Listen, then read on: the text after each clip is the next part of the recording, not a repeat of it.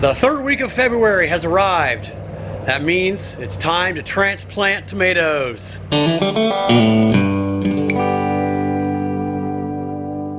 Let's go move some plants.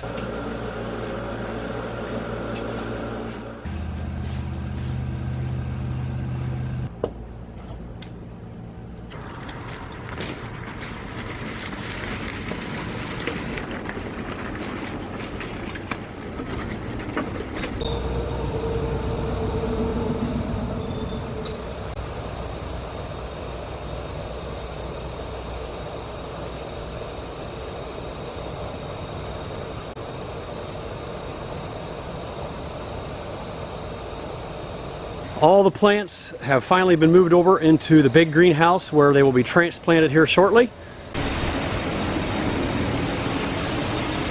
This is always one of my least favorite jobs, bringing all these plants over here and laying them all out throughout the greenhouse for transplanting. There's just no easy way to do it. I mean, you pretty much have to put them inside a wagon or a cart, but we don't have a cart that fits through the door, and roll them over here and spread them all out by hand. It's a pretty labor-intensive job, but I don't know any better way to do it. So this is the way we've always done it. It always works out. It's only a couple hours and it's done, but it's not very fun. All right, they are all in here. Feels good to have that part done. We're going to get them all transplanted here shortly into their respective buckets where they will spend the remainder of their lives. Fortunately, today we had a snow day and the kids were home from school, so we got all the transplanting done earlier than expected. And believe it or not, even though there's 4 inches of snow outside and it's below freezing, we are sweating in here today.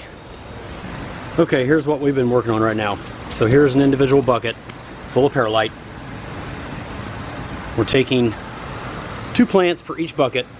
Give them a little wiggle down into the perlite so there's good root contact with it.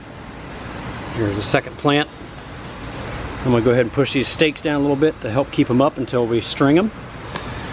Now we're taking the dripper. We make sure there's good water flow and sticking it right into the cube.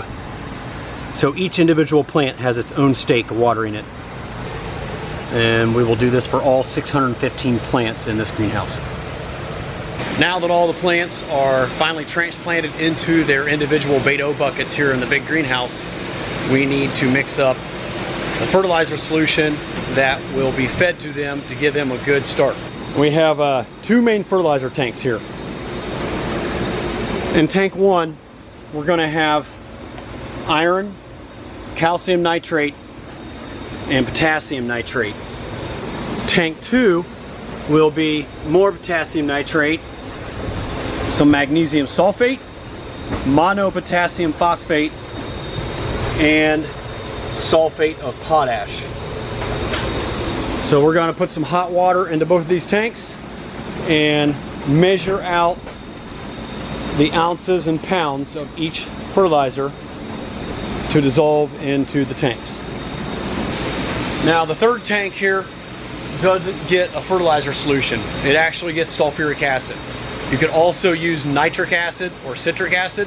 The sulfuric acid is readily available at any auto parts store. And the only purpose of the sulfuric acid is to lower the pH of our water to make the nutrients more readily available to our plants.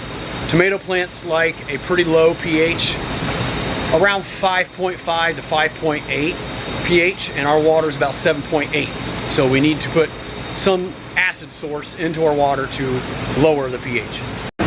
So if you're wondering why we have 2 separate fertilizer tanks, it's because if we mix the nutrients in these 2 tanks into one tank, they will form a precipitate and will clog up everything. So we mix things in 2 separate tanks, and then they'll come together into the blue tank and then make their way out to the individual plants. All right, now we're going to weigh out our fertilizers by following this tomato recipe that was designed for my water. I have a scales here, and we'll pour the fertilizers into the blue bucket and get a weight.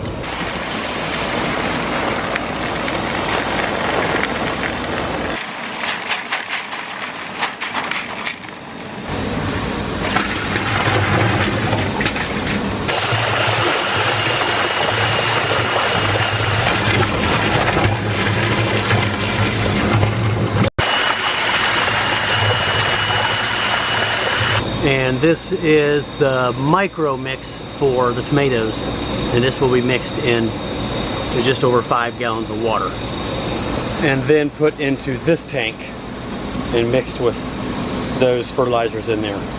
If it was in this one, it would probably form a precipitate and sludge everything up. Micro mix, 1 gallon in here.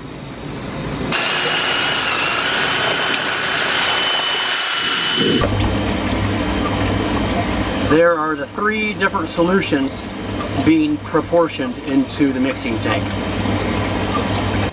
Well, today's transplanting is complete, and all these baby tomatoes have a new home. And in just 8 weeks, we will be picking red, ripe, juicy tomatoes. So thanks for tuning in today, guys, to see the transplant process in our first greenhouse of 2019. Feels good to have this one done.